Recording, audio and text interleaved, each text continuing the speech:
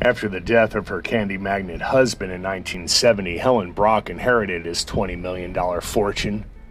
7 years later, the 65-year-old Brach left an appointment at the Mayo Clinic in Rochester, Minnesota, which turned out to be the last confirmed sighting of her.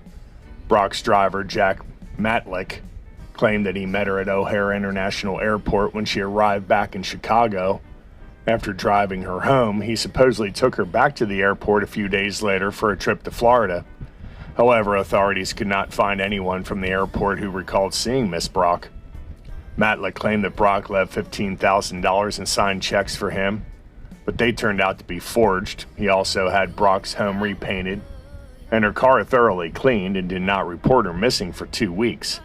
Despite his suspicious actions, Matlick was never charged with any crime and he died in 2011. Brach's con artist boyfriend, Richard Bailey, would actually be sentenced to 30 years in prison in 1994 for conspiring to commit Brach's murder after she realized he was scamming her. Bailey has always maintained his innocence, and things got even more controversial in 2005 when a career criminal named Joe Plemons confessed that he and several accomplices were responsible for murdering Brach. Plemons claimed that Bailey was not involved and that Brach was killed for threatening to go to the police after being swindled on some business deals.